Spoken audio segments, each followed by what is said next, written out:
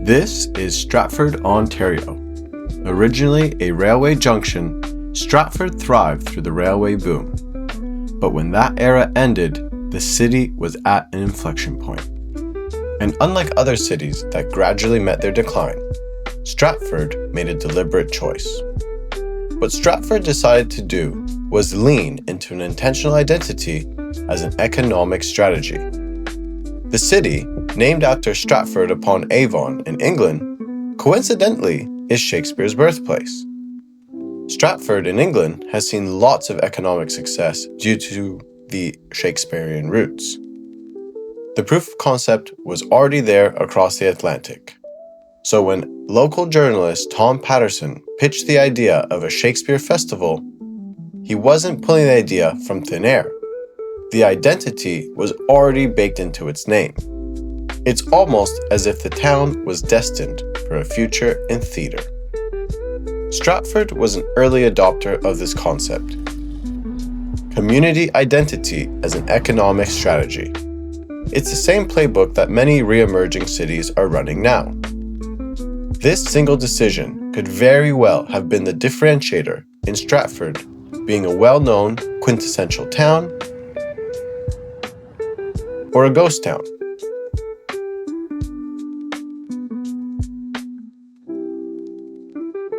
What sparks my interest is that Stratford's story is a city that has deliberately reinvented itself twice before. And instead of talking about a city making a comeback, we are witnessing a city working towards its next transformation. So with that being said, let's go and explore Stratford. Because the city leaned into that identity when it did, it never accumulated the dereliction that most post-industrial southwestern Ontario cities did. There was no prolonged vacancy, no generation of dead storefronts slowly hollowing out the main street. The festival gave the city a reason to curate itself. Hotels, restaurants, apartments, theaters, dessert shops. The urban fabric stayed alive. And you can still feel it today as you walk the street. Victorian commercial blocks that many have been adaptively reused.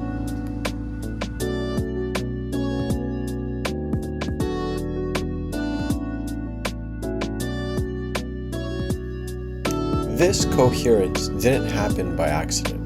It happened because there was a reason to stay in Stratford.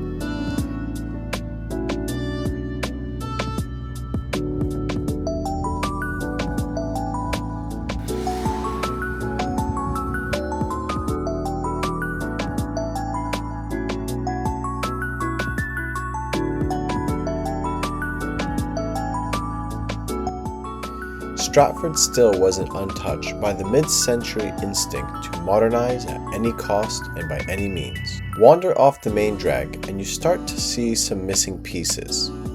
The gaps in the street wall where something probably used to be. As I did a bit of research, I found that 5 significant buildings were lost to the wrecking ball.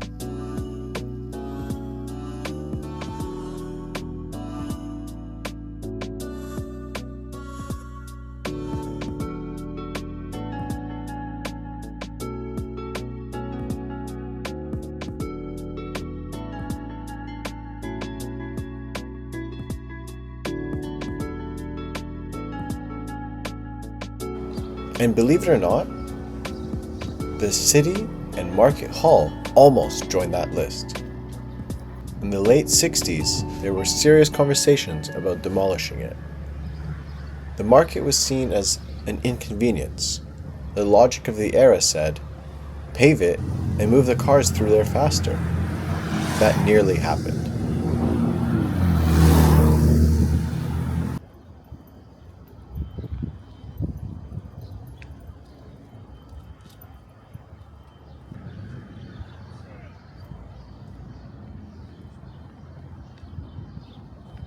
Thankfully, what you see today is a gathering space that creates enclosure, an invitation to the heart of the downtown. This is a place where people would actually want to be and can feel comfortable gathering here. But guess what? Even just a few years ago, this too was a surface parking lot with a road going through it. But this reversal is a great sign because it shows the city is capable of correcting and recognizing its value.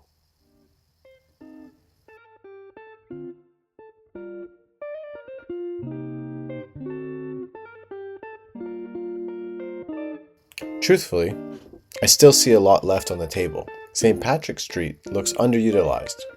There are lots that feel like they're waiting for a decision that hasn't been made yet. So, naturally, this begs the question, what does the next version of Stratford look like? The London and Kitchener-Waterloo regions are expanding, and Stratford is perfectly situated between them. Close enough to commute for work, distinct enough that it doesn't just read as a bedroom community. And the builders are recognizing that. Cachet Homes has Avon Park, just over on Ontario Street.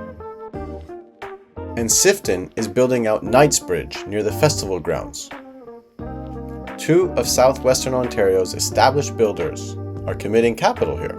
So, as Ontario leans further into rail, the Stratford and Toronto GO service has re-emerged. For a city that was born as a railway junction, that's a full circle moment. Practically, it means a small city suddenly sitting inside commuting range of the GTA. It means more visitors who can arrive by train, spend the day on foot, and leave again without needing a car.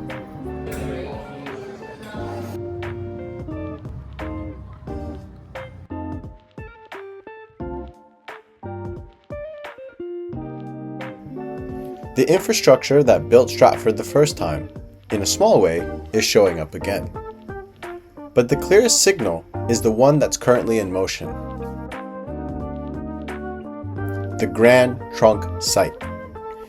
18 acres of former locomotive repair right on the edge of downtown. Those old heritage bones and a city-endorsed plan. It is the largest underdeveloped site in the core by a huge margin. And as of April 2026, at a council meeting, Stratford committed up to $15 million towards a $55 million project facilitated with the YMCA and the public library.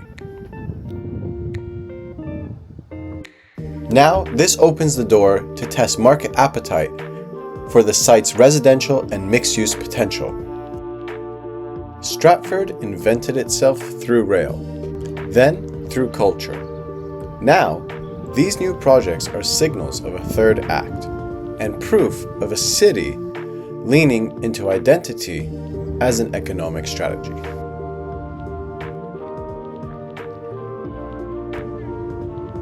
There is still one more piece to this puzzle, the city's official plan, which came between 2013 and 2016 and was built around a 2033 growth horizon.